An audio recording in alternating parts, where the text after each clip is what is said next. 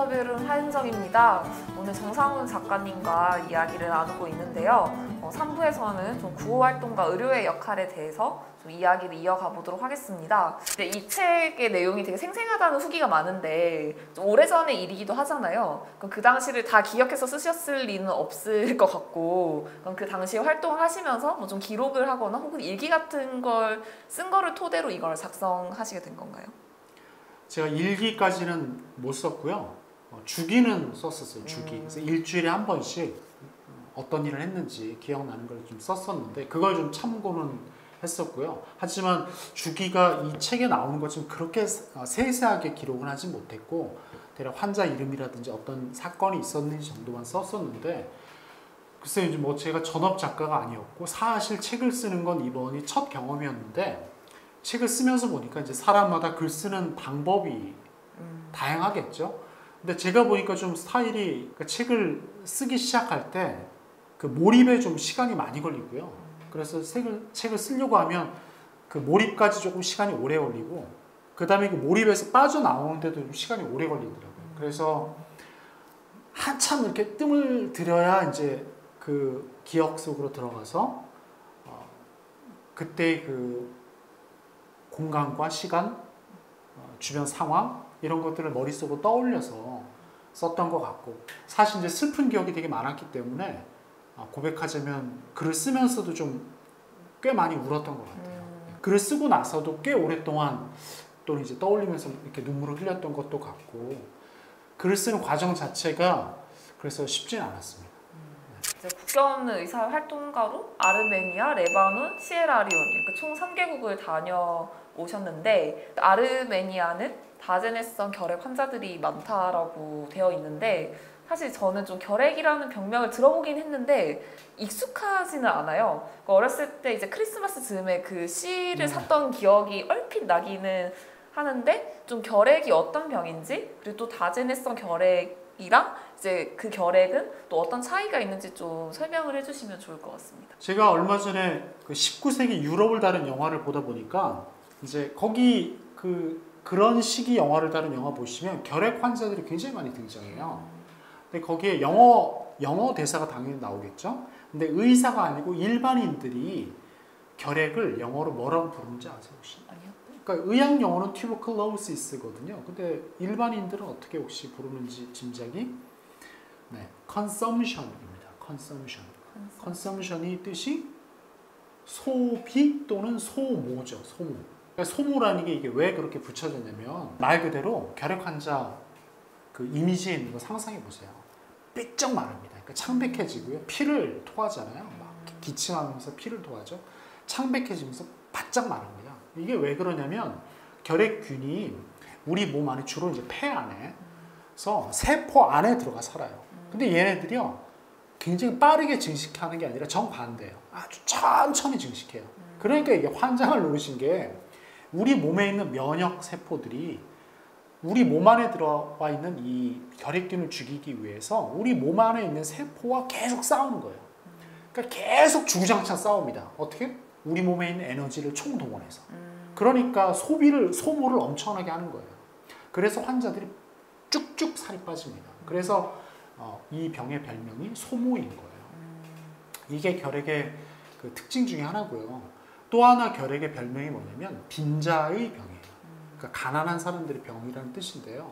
대개는 환기가 안 되는, 그러니까 산업혁명의 시대, 이 환기가 안 되는 타닥타닥 붙어있는 방에 사람들이 모여 살고, 그러면서 잘 먹지 못해서 영양이 되게 안 좋은 사람들이 사이에서 결핵이 급속도로 번지거든요. 그러니까 그런 사람들의 병인 거죠. 이게 전형적인 가난한 사람들의 그런 병이고요. 지금도 보시면 전 세계 결핵 환자들 분포를 지도로 그리면 아프리카와 동남아시아 이렇게 가난한 사람들, 가난한 나라에 전형적으로 많이 있는 그런 안타까운 병이고요. 다제네성 결핵은 이제 아시겠지만 내성이란 말은 아시죠? 세균이 항생제 견디는 능력을 갖춘 걸 내성이라고 하는 건데, 다제내성이라는 건 말 그대로 여러 가지 종류의 항생제에 견디는 능력을 갖춘 결핵을 말하는 거죠. 그러니까 당연히 굉장히 무시무시한 결핵을 뜻하고요. 다제내성 결핵에 걸리게 되면 그래서 쓸 수 있는 항생제가 무척 제한돼요. 그러니까 중요 항생제의 내성이 생겼기 때문에 그거 빼고 이제 나머지 항생제를 다 끌어모아서 써야 되거든요. 제가 아르메니아에 있을 때 데이터를 보면 그래서 생존율이 한 반밖에 안 됩니다. 근데 이게 반이라는 게 이제 시청자분들께서는 어떤 느낌이실지 모르겠는데요. 여러분 그 폐혈증 아시죠? 폐혈증. 들어본 것 같긴 한데. 예, 뭐 소설이나 영화 같은 데서 의학 드라마 이런 데 보시면요. 중환자실 같은 데서 그래서 빨리 달려 막 치료 막 이렇게 굉장히 다급한 상황에서 환자들이 죽어가는 병이 폐혈증이에요. 되게 피에 세균이 쫙 퍼지는 병이거든요. 네. 그 폐혈증의 사망률이 되게 40~50% 정도. 그러니까 이 다제네슨 결핵이 제가 아까 50% 정도라고 했잖아요. 그러니까 얼마나 다제네슨 결핵이 무서운 병인가 짐작할 수 있는 거죠. 그 정도 폐혈증과 비슷한 정도의 치명률이다 이렇게 이해하시면 됩니다. 다제네성 결핵이 이제 치사율이 한 50% 정도에 이르는 이제 죽음에 이제 이르는 병이라고 하는데 이제 이 책에 보면 이제 병에 걸렸다는 사실이 이제 집에 알려질까봐 혹은 이제 치료를 하면 일을 할 수 없기 때문에 치료를 포기하는 사람들의 이제 이야기가 나오잖아요. 그래서 저는 이제 그 부분을 읽으면서 이 치료라는 게 단순히 이제 그 병을 진단하고 그에 맞는 처치만 하는 것만이 문제가 아니구나. 그럼 결국은 잘 치료받기 위해서 또 개인에게 좀 사회에게 필요한 거는 뭘까 이런 좀 질문이 들었는데 좀 답변을 부탁드립니다. 아마 오늘 제가 받은 질문 중에 제일 어려운 질문이었던 것 같아요. 먹고 사는 공포에 대해서 좀 강조를 하고 싶습니다. 제가 굉장히 많이 만났던 환자 종류가 그런 분들이었어요. 러시아로 갑니다. 이게 아르메니아가 러시아랑 붙어 있거든요. 아르메니아는 되게 가난한 나라고요. 조금 국경을 몇 개만 건너면 러시아예요. 일자리가 없으니까 그래서 러시아로 갑니다. 러시아가 다제네성 결핵이 굉장히 많아요. 거기서 다제네성 결핵에 걸려요. 그러니까 당연히 거기서 치료를 못 받죠. 왜냐면 이주 노동자잖아요. 다시 아르메니아로 와요. 아르메니아에 다행히 국경 없는 의사회에서 무료로 약을 줍니다. 그러니까 치료를 받아야 한 2년을 받아야 되거든요. 다제네성 결핵은 2년 동안 치료를 받아야 돼요. 근데 한 3개월 정도 치료받으면 좋아지거든요. 3개월 치료받으면 이제 좀 살도 회복하고 가래도 기침도 안 오고 막 이런단 말이에요. 근데 일을 못 하잖아요. 네, 가족이 굶잖아요. 네, 다시 치료를 중단하고 가려고 해요.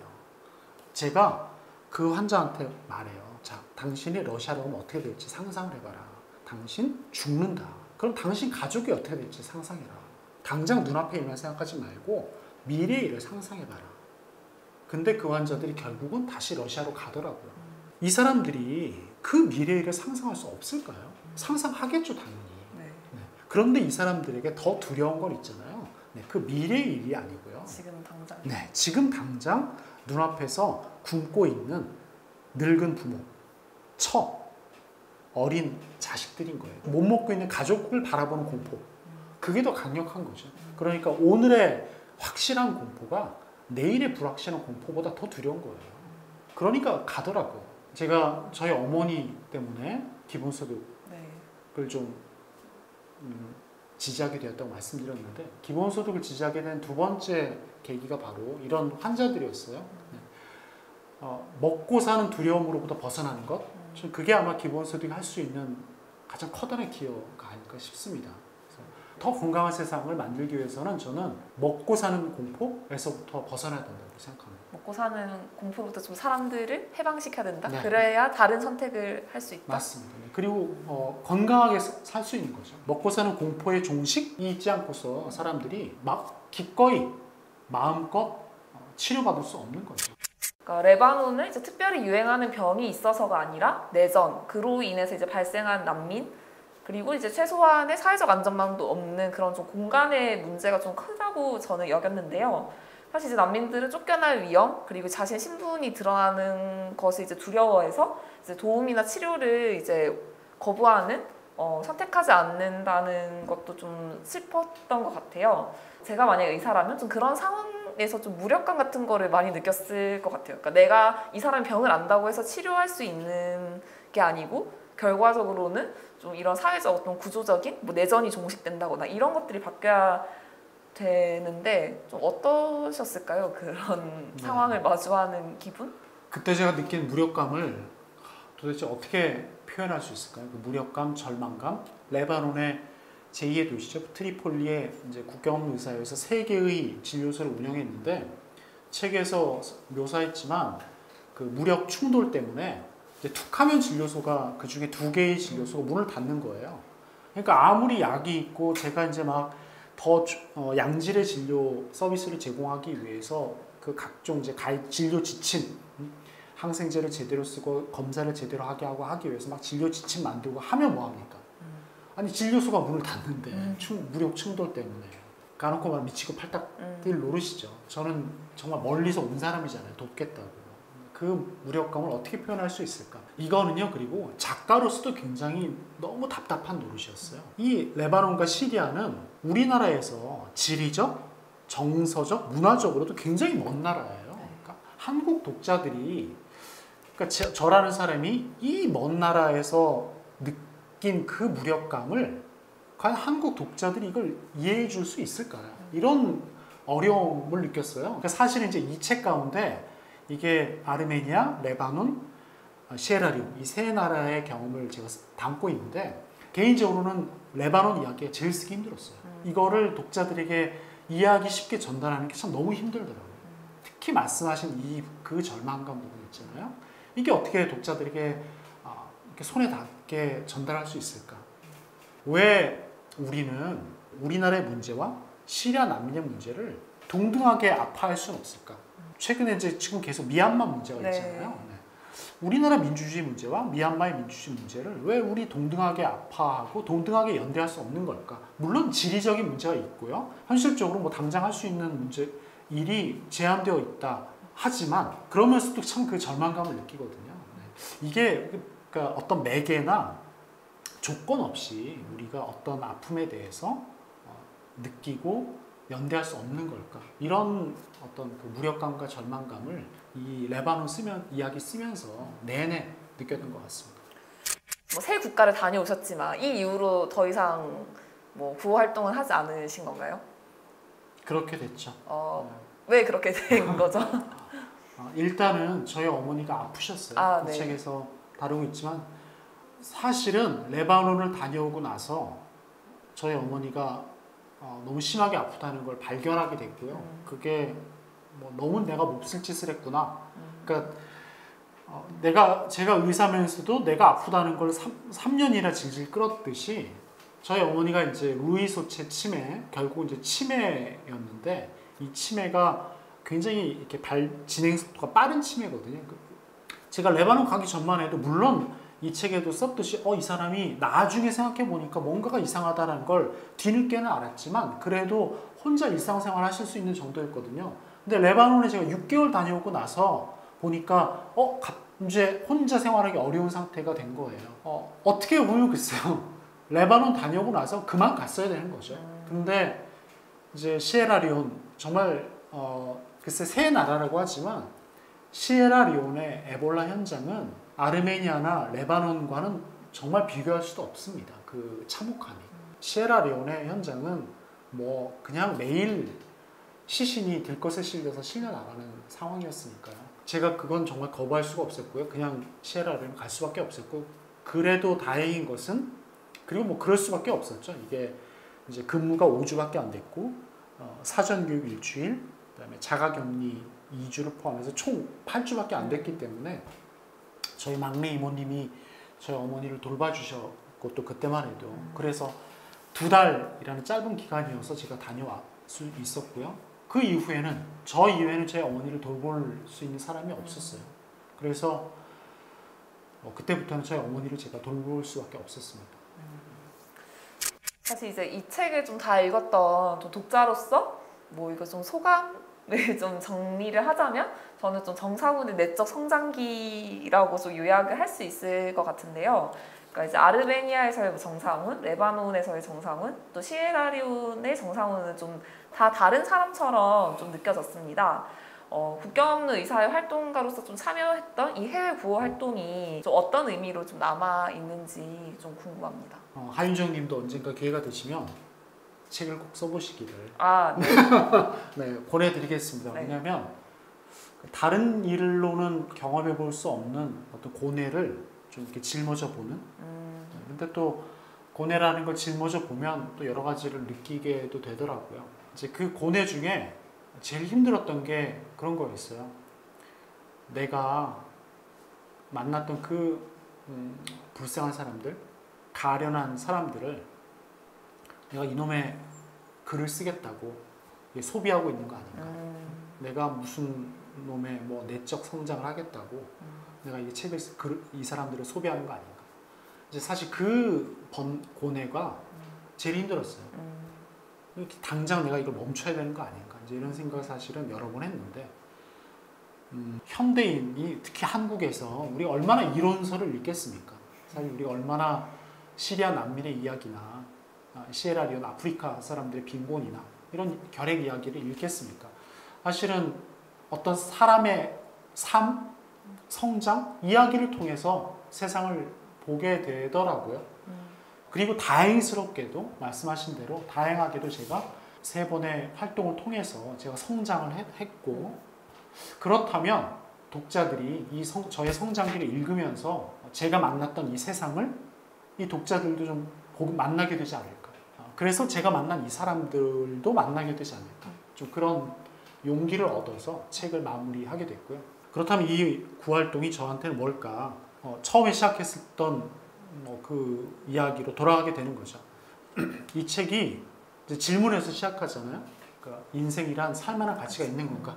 알베르 까뮈의 그 시지프 신화에서 그 질문에서 시작하죠. 그리고 답으로 끝납니다. 제가 답을 하고 있죠. 나는 살아서 이곳에 왔어야만 한다.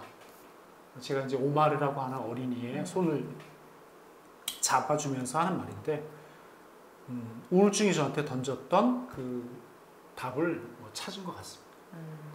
뭔가 글을 쓰기 위해서 이 환자들을 뭔가 이용하는 게 아닌가 뭐 이런 말씀을 해주셨는데 뭐 책을 다 읽었던 독자로서 좀 그런 걱정은 뭐 안 하셔도 되겠다는 생각이 드는 게 좀 그런 점이 좋았던 것 같아요. 그러니까 여기 나와 있는 사람들을 뭔가 어떤 불쌍한 사람이라거나 이렇게 좀 바라보는 그런 시선 같은 거는 저는 느끼지 못했고 오히려 되게 좀 평등한 관계에서 정말 그냥 어떤 인간으로서 계속 최선을 다한다? 좀 그런 인상을 받아서 저는 좀 이 책이 되게 감명 깊게 좀 울림을 줬다는 생각이 드는데요. 책 말미에서 이제 쪽방촌에서 코로나19 선별 검사를 하는 이야기가 나오고 이제 그렇게 좀 책이 끝나는데 약간 열린 결말처럼 저는 좀 느껴졌어요. 그러니까 스스로를 이제 동네 의사라고 이제 뭐 소개하시기도 했고 실제로 요즘에 이제 열심히 백신을 놓고 계신다는 이야기도 들었는데 뭐 이제 시에라리온에서 이제 죽어간 좀 어린 아이였던 이제 파티마타로 살겠다는 좀 다짐을 하시기도 하셨는데요. 좀 앞으로 어떤 뭐 활동 계획이 있으신지 밝혀주실 수 있을까요? 제가 맨 처음에 종잡을 수 없는 삶을 살았다 이렇게 말씀드렸는데 제가 이 책을 쓰면서도 이제 저의 삶을 이렇게 되돌아봤겠죠. 왜냐하면 이 책이 저의 10년을 담고 있더라고요. 우울증을 앓게 되면서부터